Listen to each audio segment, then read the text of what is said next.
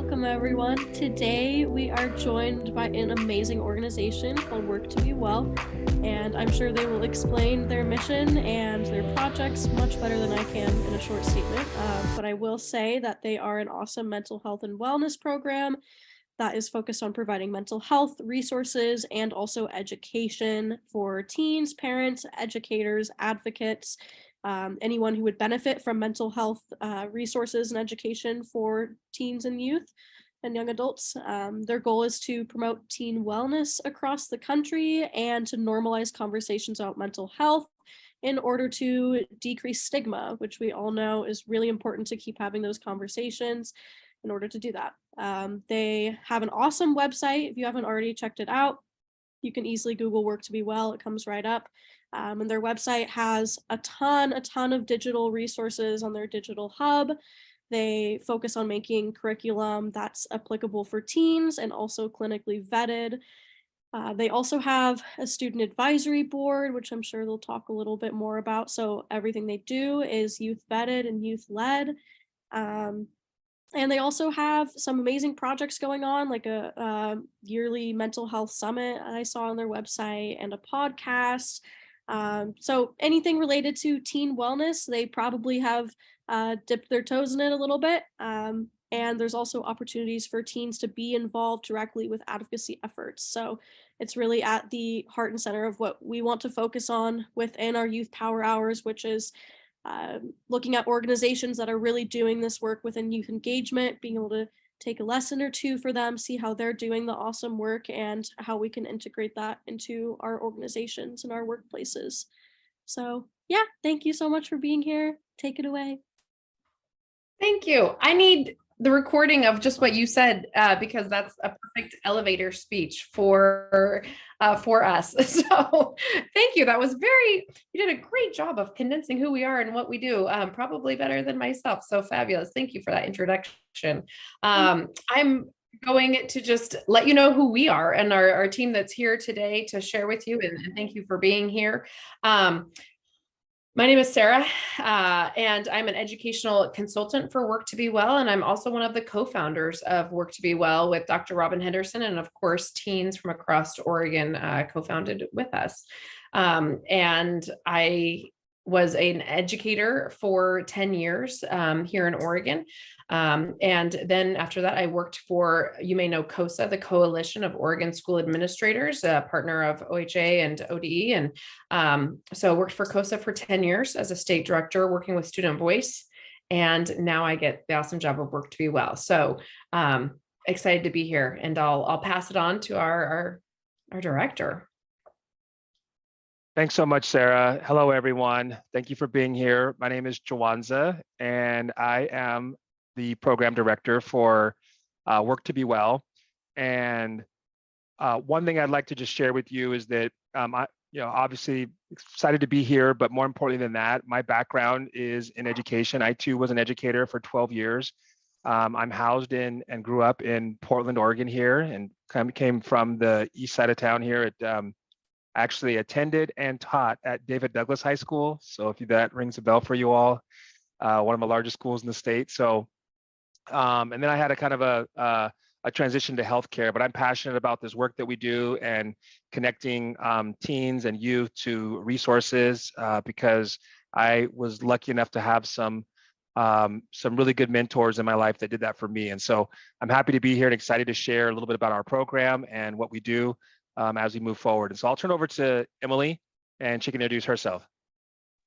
Hi, my name's Emily, and I'm a member of Work2BeWell's National Student Advisory Council. I've been on the committee for about 2 years now, and I'm also a recent Sherwood High School graduate, if you know what Sherwood High School is. But Congrats, Emily. I made sure to update our slide to say graduate on there versus Sherwood High School, because I know that's a quite the conversation. Emily, do you want to also share like maybe your plans for the fall since you just graduated? I know that you've got some great stuff going on. I'm going to attend USC in the fall for biology. So, yeah. Awesome. Yes, going into STEM. Right? Super proud of Emily. That's awesome. So I'm going to kick us off with just giving, starting off with the history. How did we begin, and how did we start? Because I think it's a unique history, and it started with I mentioned I was working for COSA at the time, working with Student Voice, and part of that job was working with student leaders from across the state and bringing them together in summer camps, conferences, and at that time, and this was in 2017. Well, I was working for them earlier, but in 2017, students were coming together, and it was the first time that I actively recall them saying, "We need help with mental health. We need supports." And I remember the year before that, we had they'd asked for help with student safety, and there had been, with Stoneman Douglas shooting, and we had came up with gun safety measures. So whatever the students, whatever the current issue at hand was, or is what we supported the students in talking about and finding the resources to support them. And in 2017, it was mental health and wellness. I was previously a math teacher, and my background was not in this area. So I needed to find, again, people to support our students. I put out my feelers for connections and was sort of sent in the direction of Dr. Robin Henderson, who is the Chief Executive of Behavioral Health for Providence Health Systems here in Oregon. And that's who is our parent sponsor, Providence Health. And we met at a Starbucks, and from then Dr. Robin came to our summer camps. We met with over 500 students from across Oregon at our summer camps and started the conversations. And that's really where we have a document called the Roadmap to Wellness. And that's where that was created with those students and talking about it. And as you know, for most people here of working with Student Voice and students, they didn't want to stop talking. And I'm so glad that they didn't. They wanted to keep the conversation going. So we, offered Olive Garden breadsticks, which always brings the voices around. And we brought breadsticks, and we continued that conversation beyond camp. And at the time, we were also partnered with iHeartRadio. And so we were in their offices. Students were coming in for evening meetings, and they just, every other week, they just kept coming to have these conversations. And the next thing you know, they're now also, and this was now that summer in 2018. And now in the fall, we're continuing to meet, and they say, "We need a name." That's what happens. You bring them together long enough, breadsticks, we need a name. They want t-shirts. They wanted all of it. At the time, there was a campaign happening called Be Well with iHeartRadio and Wellbeing Trust. And they were with Ryan Seacrest was on the radio, and talking about be well. How do you be well? Let's start the conversation, destigmatize that conversation. But then there were students saying, okay, and people calling into the radio saying, okay, we're talking about it. Now what? And that was a question that was brought to our students. Okay, we're talking about it. Now what? And of course, they're incredible with action. And so the students started talking, and they said, it is, compared it with physical health. It is no different than physical health. And you don't just, snap your fingers and you're physically healthy and all the things that you want. Like, you have to work at it. There's things that you have to do to maintain your physical health, just as you would your mental health. And that's when they said in a meeting, I remember it so clearly, just off 217 and I-5 at the iHeart there, they said, you have to work to be well. And here we are, Work to Be Well. About 5 years later, after that initial student meeting, and we started taking notes, we started taking minutes, and we have an official name. And then they put on their first summit. George Fox University hosted our in-person summit. At this time, we were still just Oregon students mainly. And then, teens continued to talk. And before you know it, within less than a year's time, they were like, well, we want to pass the legislation. And they were all in, right? And thankfully, Providence had the help and support and resources to guide our students in passing legislation. And by July 2019, we were passing House Bill 2191, mental health days for students in Oregon. And now I believe the update, Joanza, you told me the other day, it's 15 states, I believe, a similar legislation has now been passed since just July 2019. And that our legislation that has been a model for other schools as we've continued to work with students in other states to help pass that legislation. So again, trying to normalize that conversation. And then shortly after that is when we got to meet students like Emily, because when the pandemic hit, we went virtual and the need was greater. And when that happened, we were able to take our group that started meeting in Oregon and instantly become national, because now students were easily able to access via Zoom and using those technological tools to join us. And so we created a national student advisory council. And we started with, gosh, probably 12 to 15 students. Emily's been on councils with around 30. And this coming year, we'll have 39 students from 16 different states on our national council. So in just a very short span of time, we have grown. So, and then that's sort of where the journey continues. So I'm going to jump to Juwanza to sort of give how our mission and what that beginning stages look like. And then Emily's going to take over from there and continue the journey on some pieces. So here we go, continuing that journey. Yeah, and I would just say that, so yeah, what we've done in my role, and I've been here for a little over 2 years in this role, and really taken that kind of, how do we scale our program and make it national, while at the same time staying true to kind of the roots in how we started. And really, that's really about making sure that teens are at the forefront. And so we came up with this mission statement, which is Work2BeWell is the trusted source for educational tools and resources to help activate and empower teens, educators, and communities through curriculum and our social media campaigns.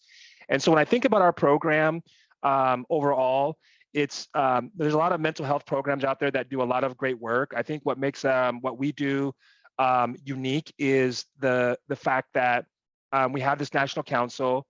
They guide us in our programming efforts. And so when we're talking about our resources that we create, which we'll talk about in a few moments, they really help to drive that conversation.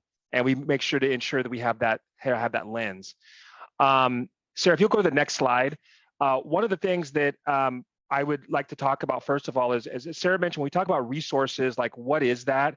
Really, in the formation of these teens, asking that question, where can we go to get, one place that we can go to get trusted resources? It's clinically vetted, it's real, it's legit. And that's how we came up with this digital hub, which is our website, right? Work2BeWell.org.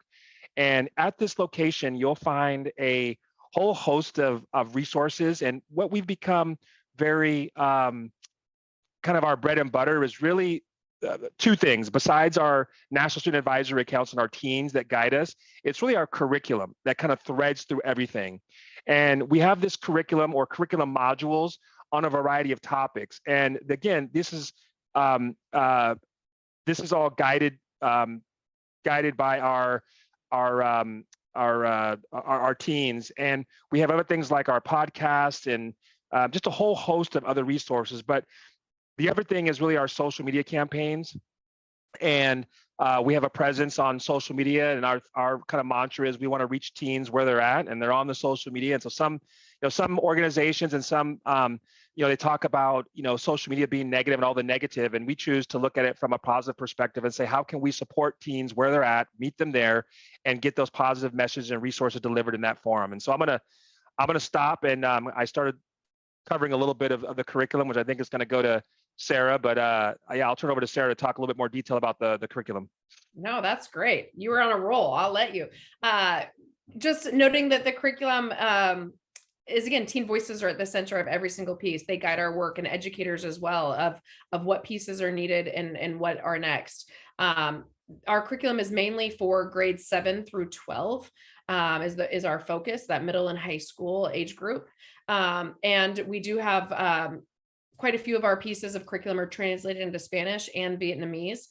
We are working currently on having everything translated in those two languages. And then we're also currently working on a survey to go out on what will be our third and maybe fourth language that we'll be translating into. So again, providing more access to those pieces and based on our feedback. So I think that's something that's really cool. Another really cool thing is that everything is free. Everything is free. There's and it's available. And our modules, our curriculum, depending on what you want to call them, they're not only for educators, but we really believe in the teens training teens. And I think Emily's going to speak to that coming up, because that's Emily has experience with doing that. So really the lessons are meant that teens can teach to their peers. It doesn't all have to be adult led, because we also know that teens will take that in, and that's who they're talking to, is their peers. And so we want them to have that awareness as well.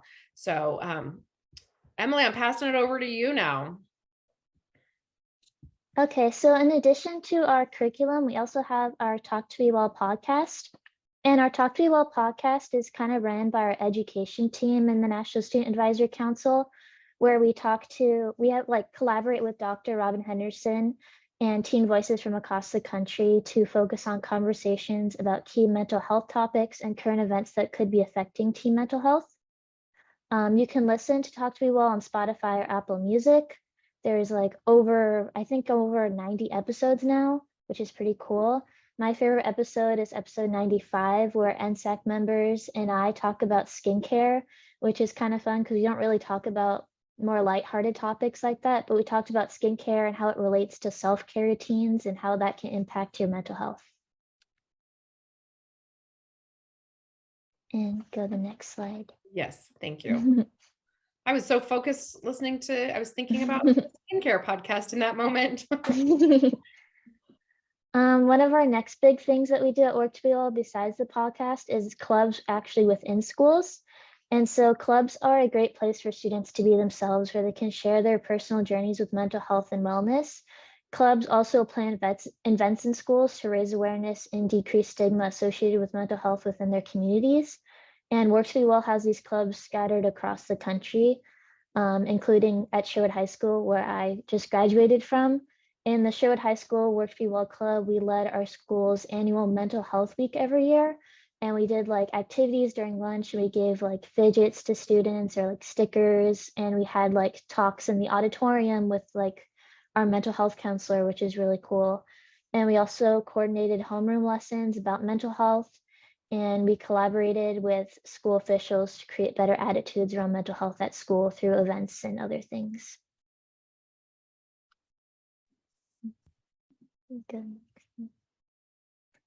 And the kind of spearheader of these clubs and the Talk to Be Well podcast are the National Student Advisory Council, which, like Sarah said, is around 30 teens from across the United States that collaborate together and meet on Zoom every other week or sometimes every week, depending on what they're doing.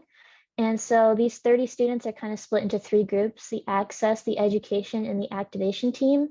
I'm on the education team. The access team assists with social media and content creation and discovers new partnerships to engage with people. And the education team, which is my team, like I said, we create content for the social media, we plan the actual events and presentations, and we create topics and questions for the podcast, Talk to Be Well. And finally, the activation team mentors Work2BeWell school and club leaders, and they develop tools and resources for engagement and advocacy across the United States.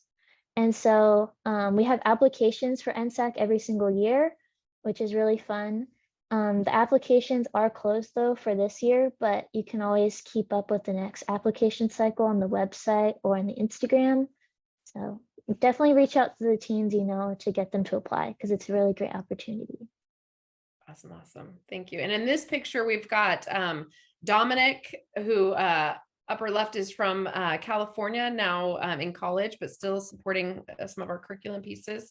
And we had a student from Texas there, and then 2 from Oregon. And Finn is the bottom right, who's now the new vice president at the University of Oregon, and who helped us to make the connection for us being here today. So, and we get to travel with the teens. I'm traveling with 3 teens next week to a national conference in National Student Leadership Conference in St. Louis in Illinois. And so we do not always get to travel with them, but sometimes. And again, having teens from across the nation. Next week, I'm working with teens from across the nation, but the ones I'm traveling with are going to be from Massachusetts, Maryland, and Central California. So again, recognizing those voices from from all over. And then an upcoming new project, if you haven't watched this documentary, or maybe throw in the chat if you have, I would love to know. This is a new documentary out, PBS. It's a Ken Burns documentary with PBS, and it's called Hiding in Plain Sight, Youth Mental Illness. They're actually working currently on filming the next series, which is adult mental illness in their PBS documentary series. But it's a 2-part, 4-hour film. So you need to take a chunk of time and sort of binge, or maybe take a few moments of time and spread out watching this film. But incredible film following the journey of around 23 young Americans from across the country and all walks of life. And it is just incredibly well done. In fact, I'm actually I stopped for this presentation today, but I'm actually on a retreat today and tomorrow, creating curriculum for this documentary. And I have another educational consultant sitting right next to me that's here working while I talk, as that's what we're working on today. So we are super excited to partner with the Yours production team and Hiding in Plain Sight. And what we're going to be doing is taking the 4 hours of film, and it's going to be broken down into 24 lessons. Actually, it's more than 24, because as we're working on it, we realized we need more. So we're going to also have, and each of the film pieces are going to be broken into segments of anywhere from around 6 to 7 minutes to 15-minute video clips from the documentary, and then multiple lessons that can go with each of those video clips. So we are super excited about working on this. We have had teens, educators, administrators from across the nation came together for a retreat and gave us the outline and the support to get going on this in their voices.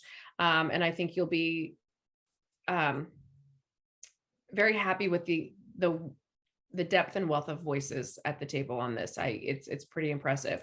So excited for that coming up. We have a link on our website here, and that we'll keep adding new pieces as we get them, but I'm excited about that up and coming. So check it out if you have not. And then what we're going to do next, we're going to give you a little sample of one of our most popular curriculum pieces. It's the most popular in the ones that the teens like to teach, I should say. And there's 6 pieces, and this is just one slide that sort of gives you the overview of the entire lesson. This lesson is free again for you to download, where it breaks it into how we start. We always start every presentation with a disclaimer that I'm not a doctor. Emily, are you a doctor? No, but maybe soon.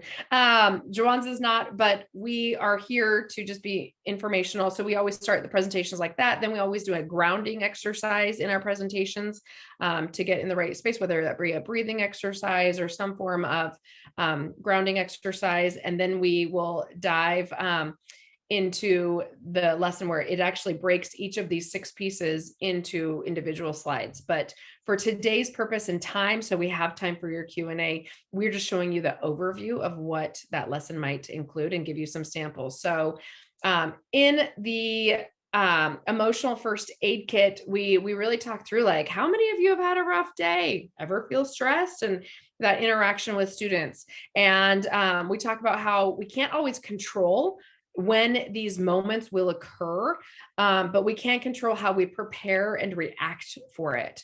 So with that being said, this lesson is really that prevention. It's being proactive in knowing how we can take care of our mental health and wellness, again, before those events occur. And it goes back to what Emily was talking about in self-care too, and those lessons. So Joanne's, I'm going to have you start with the first one, then we'll just rotate. Joanne's and me, Emily, and we'll give all 6 examples. Sure, thanks, Sarah. And I would also, Sarah mentioned this is just slides, just one kind of overview slide. Typically, we'd have slides in here that kind of represent our personal responses, or represent, pictures that represent these items that we have on here. And you can see that they're part of the senses. And so I think of sounds. And so sounds are those things where we can create a playlist, or, on our phone, or use a favorite streaming service.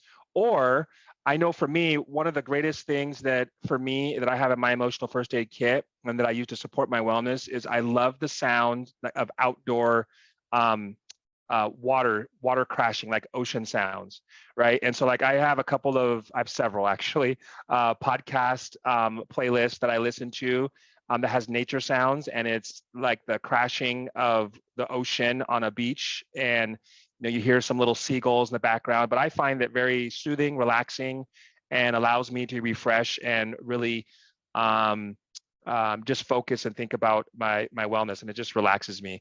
So there, I'll turn it over to Sarah.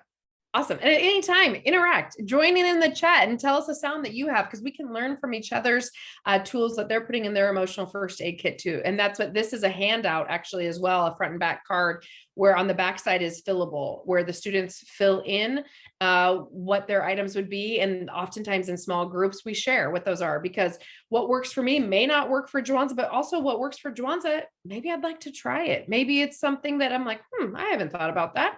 No, I'll try it. And sometimes something that works for me might change over time too. So, and speaking of things that change, as you put things in the chat, maybe sites, saving images that make you smile. So on the back of my wall, I've obviously all of these things, they make me smile. That's why they're in my office where I spend a lot of time. There are things that are important to me, maybe mementos or reminders of important times. But another thing that can do that is your screensaver. And so what is that picture? Mine's my husband and my puppy. I'm always changing it though. And I think that's the important thing to remember. We've learned is changing that picture on your screensaver frequently, because though if more frequently you change it, then it helps produce that happy feeling when we change it. And I know I was actually in a rut where I didn't change mine for like years. My ringtone too, my ringtone's the same. It's Shakira, and it's been Shakira since the song came out. So, but also changing those things can help. Having photos up on your wall, maybe in a student's in a binder, making an album that's your favorites album. So that has those moments when you're feeling a little down that you can go to, and it reminds you of better times or people that are in your corner supporting you. The next one is touch. So touching things that bring you joy or comfort, such as soft clothing, pets, or weighted blankets, which I'm sure a lot of you will say pets because a lot of us brought up pets earlier. But also in my club, we do this lesson every year. And one thing I've noticed is a lot of people talk about the little pop-it toys or those fidget toys. We have those a lot in our club. Like we have a little basket all with them, and we pass them out during lunch one time. And those are really popular too.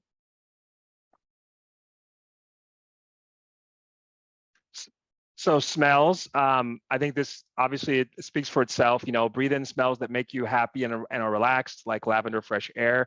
I know there's two smells that really pop out or stand out for me, and one of them is it's outdoor and food. So my outdoor one is like the smell of campfire. There's something about the smell of campfire that is relaxing. I guess it's maybe just growing up and going out and spending time in the wilderness and camping, and it just really is such a great smell. And then the other thing is the smell of fresh baked chocolate chip cookies. Can't beat it. I love that. I was just talking about that the other day. I remember Frontier Airlines used to give fresh cookies when you boarded the plane. I don't know what ever happened to that, but they need to go back to it.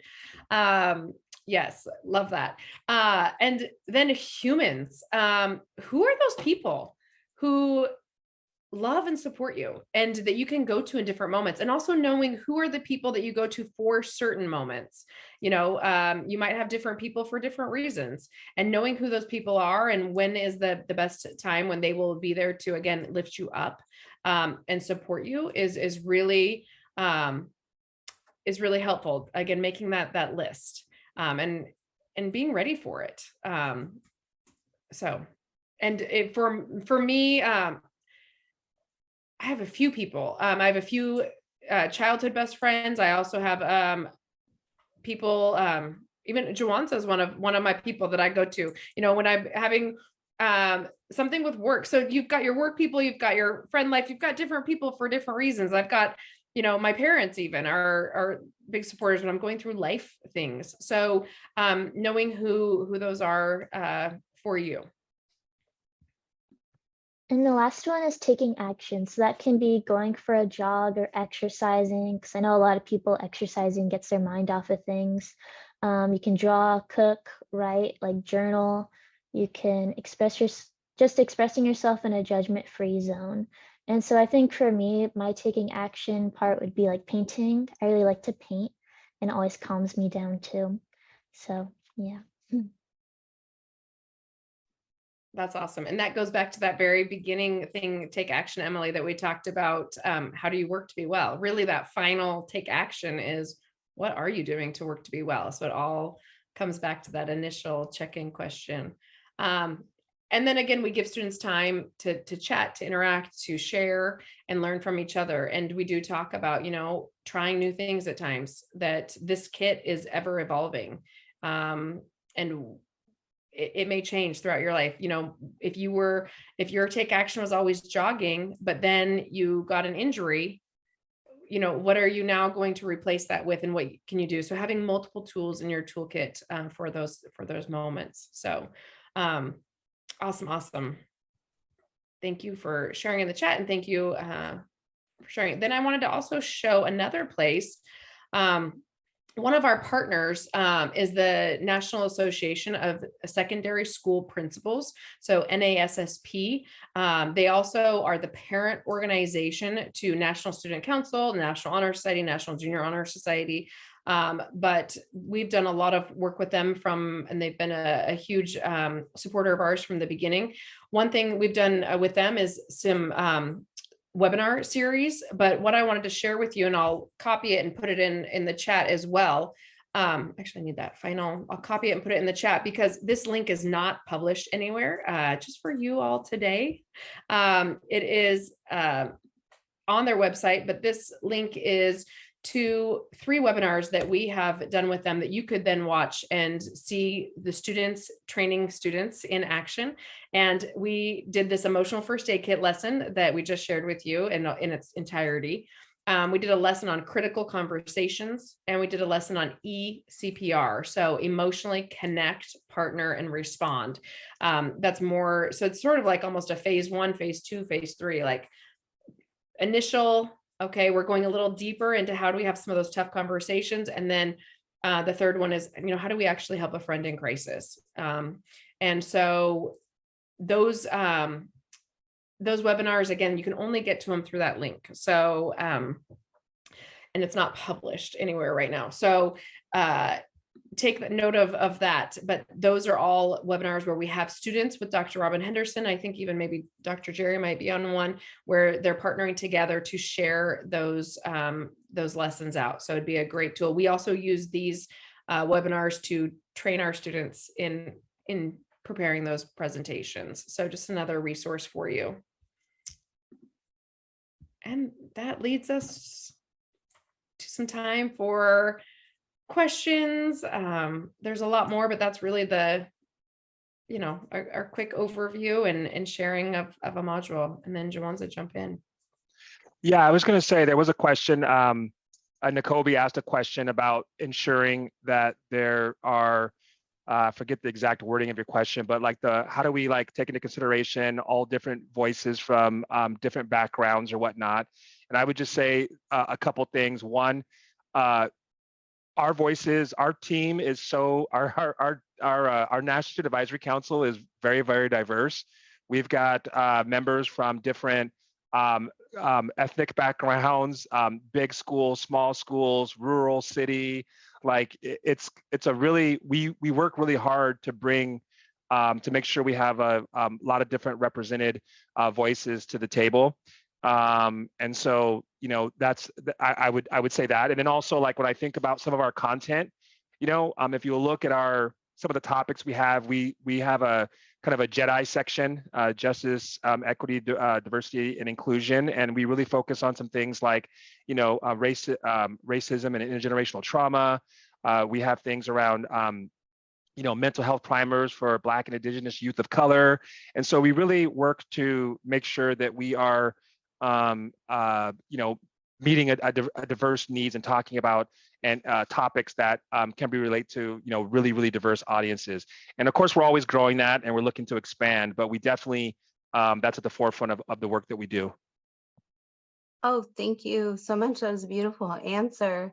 I know here at Oregon Health Authority, our goal is to work to eliminate health inequity by 2030, but really what we're trying to do is uplift community-based organizations here in the state of Oregon, and really those culturally specific community-based organizations, and really heal the historical injustices and promote community-based healing. And so I'm wondering, what does it look like to connect with community-based organizations that are a lot smaller, and how do we create those connections between the wonderful work that you're doing and really bringing in those on the ground community partners as well into your atmosphere.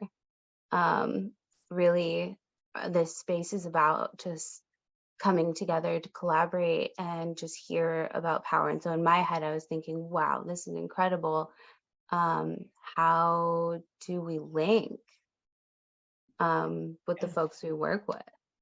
That's a great question. I'd love for Emily's thoughts on that too, being somebody in a local school, local, community, and how they've been able to utilize that locally. So maybe I'm going to jump to Emily first, and then I can chime in on the other part. But Emily, if you have any thoughts on like being, I think a student locally and how you've used that locally in the community, even though we've become a national organization. I know that recently through Work2BeWell and like the club, I was able to talk for NAMI at I think it was a parent and mental health conference here in Sherwood. It was just for Sherwood parents to learn about mental health and like how they can support their own mental health and their children's mental health. And so I got to talk about like my own story in front of all these adults, which is kind of scary, but it was a really cool experience. And I wouldn't have been able to have that experience without Work2BeWell because they connected directly with NAMI for that. That's awesome. That's a great call out, because that NAMI has been a great partner of ours in every state, and they have local community chapters as well as statewide chapters, and then again the national. So NAMI has been a great partner. Youthline here in Oregon as a local partner, they were one of the first to help us partner with having students on our board and students on their board, vice versa, and getting the word out. They've also helped us with our podcast in the beginning time, and actually went on the road helping Work2BeWell. We went around and spoke at probably 40, 50 middle schools across Oregon when Work2BeWell first started, with partnering with the Oregon Student Councils. And we had somebody from Youthline partnering with us on the road and speaking to middle school students on a big road trip. So partnering in that way, getting the word out. And now again, using those same organizations in different states. So we also have Teen Line out of California. Texas has a youth line. So looking at different resources across, we're in the middle. Emily talked about different teams. We have a team called Activation. They recently created a 50-state resource guide. So they looked at what's active in their community, in their state. So for example, our students in Maryland, they pulled their 3 to 4 favorite resources in their state. So going back to that locally connected, and we are in the middle of having that vetted. We're almost done. And then we're going to add that to a page on our website where you could click on your state and instantly get 3 or 4 resources for you locally beyond just nationally. And so that's going to be a resource we've added because of our teens asking for that information. So we're looking forward to adding that. So those are a few ways that we have partnered with people on the ground. And then also just that every single resource here is free and available. So that's another way that we would hope that we would be able to partner, is that any of you from working with any of the groups that you have, that this is a resource for them to use within their organization and to share. Thank you. I saw that there's a couple questions in the chat. Hillary, if you want to go first, and then Sarah, if you would like to go after Hillary. Yeah, I think Joanza was going to add something also real quick. Yes, yeah, I'll add something. And I think I did answer one of the questions in the chat, but happy to state that for the whole group. So I was going to say, just add on to what Sarah mentioned, as my role as the director, again, I mentioned this earlier, is to help to continue the expansion of our program. And knowing that we started, in Oregon and then spread nationally, I think it's great that we're leveraging like avenues like this presentation to be able to reconnect with some community partners. And so I look at this as an opportunity for us to reconnect with our, some of our Oregon roots, if you will. And so I would say that you all on here are the ones that can help us connect with some of those community partnerships. We leverage our model, and a lot of the work we do, we're based on coming in from the school district, but we have had some other partnerships as well with community organizations across the country. So we'll be looking to you to help us make some of those connections, right? Like if you know of people and you can say, hey, they've got some great resources, like you can connect us with them, and then we can engage in those conversations to ultimately get those resources to the communities they serve, right? And so that's how I would see that. And then I think a couple of the questions, like one was asked about, languages.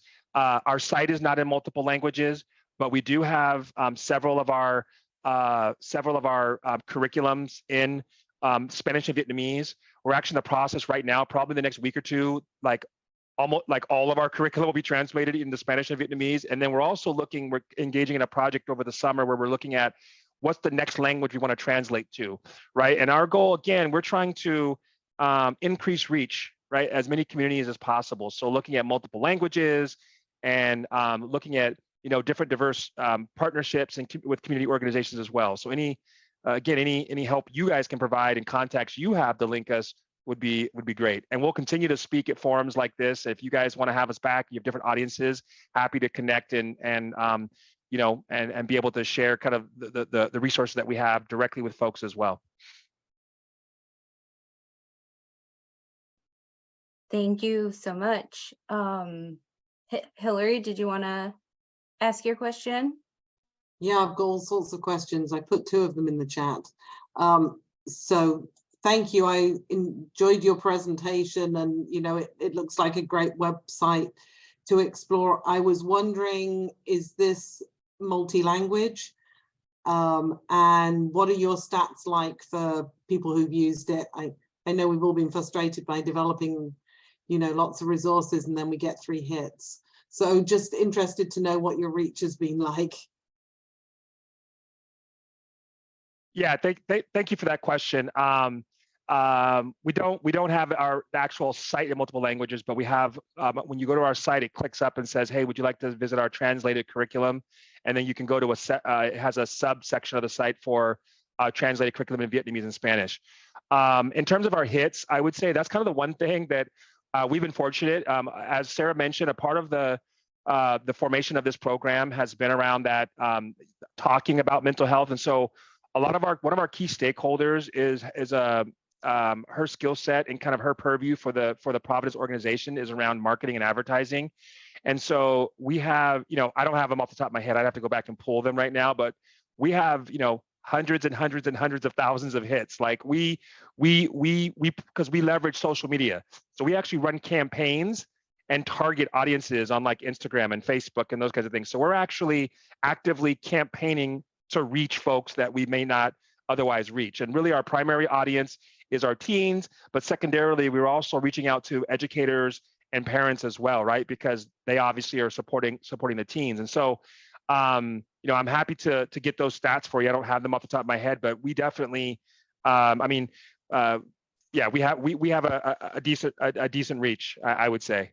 Thank you. Can I ask one more question, which is interests me? I'm with the Child and Family Behavioral Health team at OHA, and so we're doing lots of work around how do we track our level of engagement with young people. And so if I really missed hearing this, my bad for not paying enough attention, but I'm wondering, and it's actually a question in part for Emily, but what level of youth engagement was there in the development of each of these resources? How far was this youth-led as opposed to created by adults? We're really good at that, just saying. And I wondered where, Emily, if you're familiar with something called Hart's Ladder, it runs from, we create, youth created and thought through down to, systems just do it to us.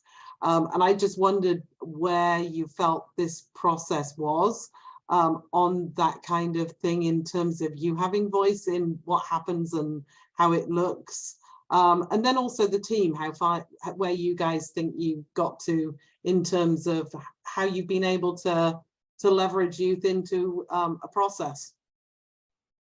So for me, I'm in the education team, so we really focus on content creation, like the modules you can see on the website. And so what we do is we kind of like bring up, like, we summarize topics in the beginning that we really want to push for in the website. So like this year, our team lead wanted us to each create a mini module about something we're passionate about, mental health related. So it could be like substance abuse or depressive disorder, like just one topic, and then you focus on that topic all year and you create a mini module or like slides presentation on it. And then so what we're doing is we're going to send that to like Jawanza or the other mental health the mental health professionals within Providence, so they can review those modules and make any corrections if they needed to, or add more information if necessary. And then those modules can be published. But that process can take a while too. Like I know we did the BIPOC module, which is Black Indigenous Youth of Color, or yeah. And so that module took a while to be published, but now it's published, and that was a pretty big deal. But so we definitely have a lot of voice in what we want to go out. It's just, it takes a while for it to be processed and looked over too. And within schools as well, I know I get a lot of input from like people at my school about what they want to see on the website. And then I can bring that up for like podcast topics or further, like more modules as well. That was awesome, Emily. And it goes right into something else that has you involved. I don't know if you remember, I got to have the privilege of being at Emily's Work2BeWell club at Sherwood High School a year ago. And they were talking about how they started a club and having, check-ins and questions. And it brought us to develop these. This is a set of cards. It's 15 cards. And it's for some of our clubs and students. On the back of each card, it has a question, we call them the mindful focus cards, but it's a question. And then below that question is a positive affirmation. So these cards were actually same thing, created by students, because I remember we talked about it at Emily's club. They had ideas. And then I'm like, oh, we can make that. Like we can make check-in cards. And then we took their ideas. We had students come up with a shared Google Doc. They added the questions. We then took what the students created to a clinician to vet them. And then we had a graphic designer make them. Next thing you know, we're giving them out. So it really is that similar process that Emily talked about with working together. And we take their voice so seriously. We actually spent a lot of money on a module once. And we did it the opposite way. Adults sort of drove the content. We took it to the teens, and you know what? We spent thousands on it, and it's not published because our team said no. So the one time that we did something opposite, because we were on a time schedule and a crunch, I'm like, we got to get this out. We've got to do this. And we didn't have time for their voices. We'll ask them afterwards. It ended up not working, and we did not use it. So that's how important their voices are to us, is that we learned our lesson one time and we're not going to do that again. And the fact that we're saying, you know what, your voices are more powerful. We're not putting that out, no matter how much money we spent on it. Like we'll go to the table and recreate.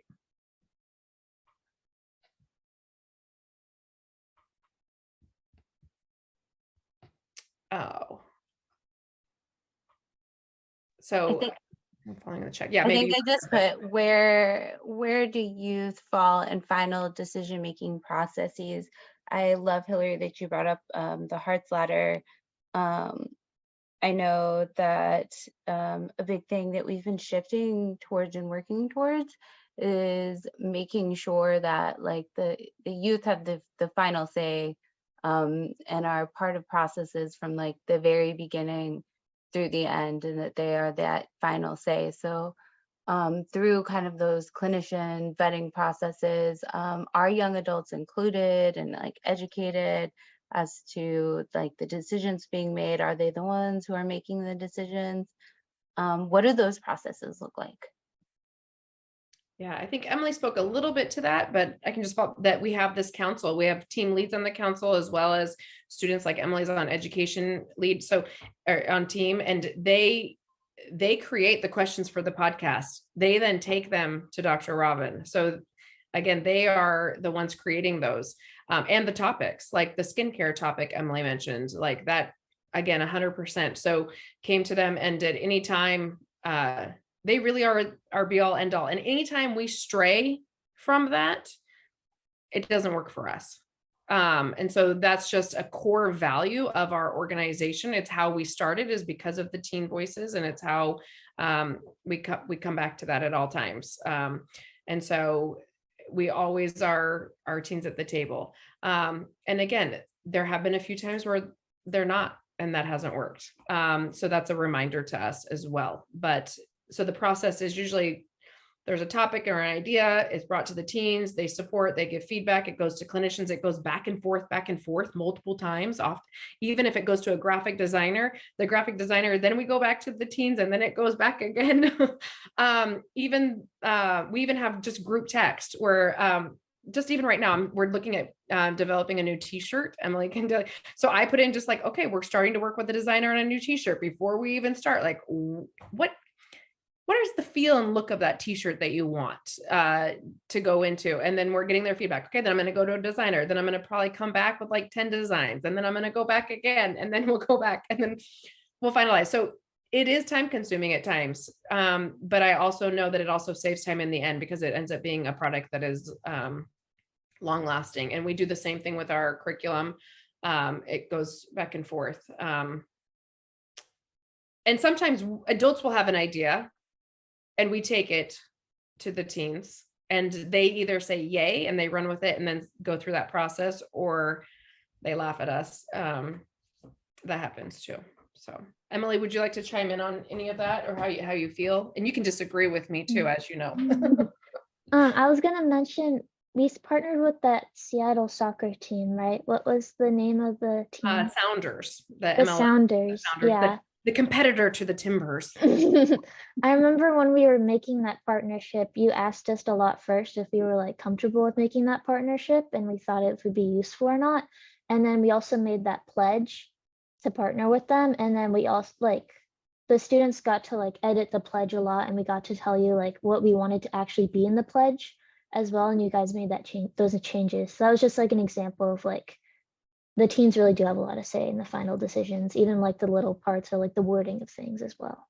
That's a good example too, Emily, of the opposite of that idea did not come from teens, that partnership and the pledge, but yet instantly then we brought it to all of you.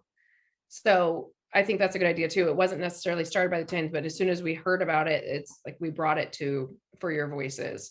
And so that happens too. I mean, great example.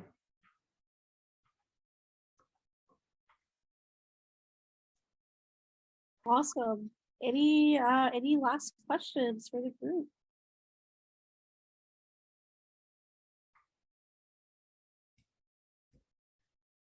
All right. Yeah, and there was a question too earlier about like one final question about engagement and like how do we keep teens engaged? I think that was my yeah, your question. I've got to scroll back up there, but I think it was in the beginning. But I think that's a tough question, and I think it's I wanted to bring that up just because that was an issue, in my role before being with Oregon Student Councils and an educator, right? How do we? It's always evolving. And Emily may have an idea or two as well, but I think what's been helpful for us is having their voices truly heard. And then like Emily said, like they see their voices, like it's not just talk, like we actually make changes based on what they say, and they actually see the changes being made on what they say. So it's not, I remember this even from myself being a teen leader on State Board of Education. And I think I was just a seat at the table at times, right? Like they're like, oh, we had a student at the table. But yet I'm not sure it was always heard. And so I think that's probably where I get this drive to make sure that student voices are heard, because I remember being a student at the table that was just that. It was a student at the table. And so now I'm so such a huge advocate to making sure that their voices are heard and that action is taken. But I think that's really them getting credit, getting to see what they produce. Like we make sure on every module, if their name is on it, or the podcast, they're given credit for that work that they do. We also, give thank yous. We try and give some swag, some free, the free breadsticks, going back to our roots of the free food. And again, it's been hard because Emily joined during some of the time of COVID. And so we didn't always get to have the big trips or be together in person, but we try and make sure that we honor their time. And even a thank you going in the mail for Emily's time today is ready to go in the mail. It's already addressed. So to honoring their time too. Their time is valuable. And so I believe in honoring students' time. Thank you so much. Do you have any suggestions or recommendations as to how large agencies can be accountable and doing that follow-up to show young people how their voices are being used? So for example, if young people contribute to a policy plan, what would you suggest? And Emily, I'm looking to you as ways of follow-up from folks that they're collaborating with. What does accountability look like? And if you could shape accountability in any way that you wanted to, like your wildest imagination, what would it look like for that process? I think kind of like what Sarah said, like giving the credit, like even just our name on something, it's like really nice. Like when I did that talk for NAMI, they had like a little fold out that they gave everyone and it had my name on it. And that was like really cool. It made me feel like, I don't know, like I was a part, because it was on the same like column as some of like the professionals there too. So it was really cool just to like see my name like that with them.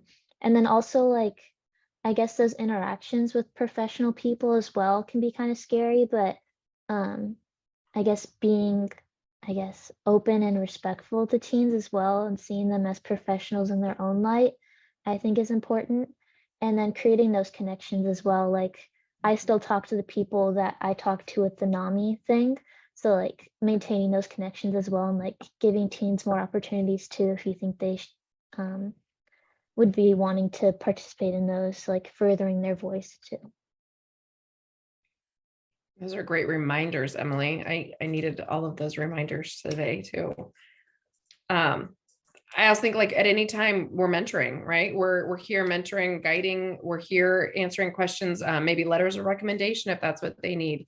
Maybe it's, I know Emily was doing the mental health week and I jumped and made sure that I delivered a box of things to her school to make sure that setting her up for success, whatever that may look like. So that's part of that mentorship connection.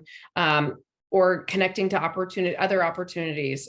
We've had students now in college that we've been able to connect to different internships and hopefully, creating those relationships where even 2 years, 3 years from now that they feel like they can call any adult on our team and we will support them and guide them. And that goes for Emily as well. Like we're so excited for her next adventures, but also knowing that like has this team of people to support, whether that be fellow students that they worked with or the adults.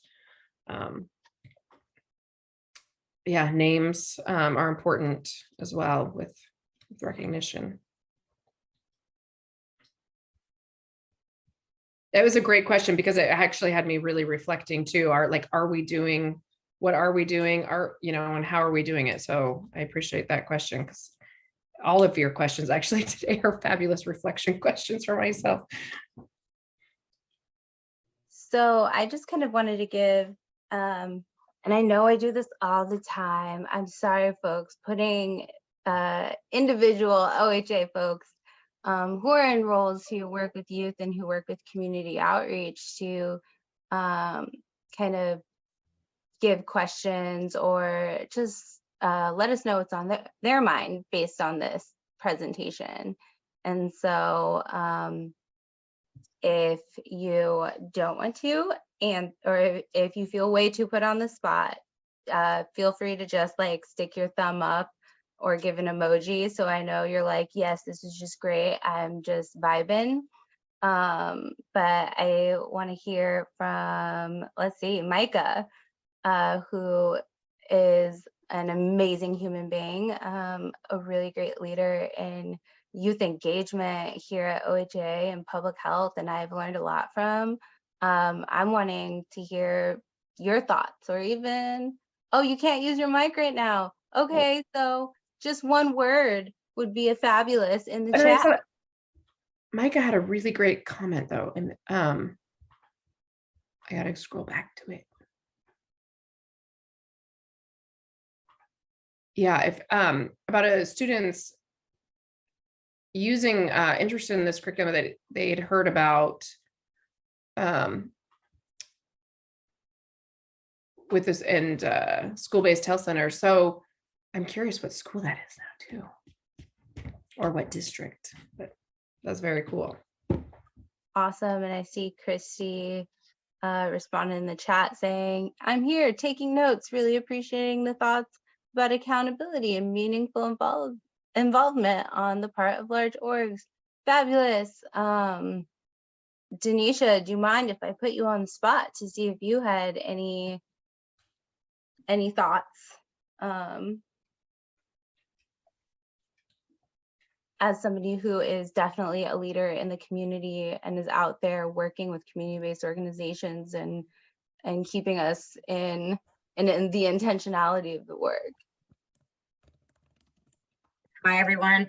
I don't have many thoughts about it. I was a little bit familiar about some of the work that was done just because my daughter did graduate in 2020 from the only girl Catholic school that's here in Oregon, St. Mary's. And so they did they started their own work around supporting the young ladies there with mental health. And so I know that especially during the pandemic, they started Wellness Wednesdays and stuff. So I'm just kind of familiar with folks that were supporting and doing the work on there in the best way they could. So my only feedback is thank you. And we hope that the work continues. And I don't know if a lot of our, not necessarily predominantly Black, but some of the programs like your SCI and your Urban League, if they're really familiar and their students that they work with about some of these programs and the work that's being done and how much representation we have with some of those organizations. Yeah. Thank you so much.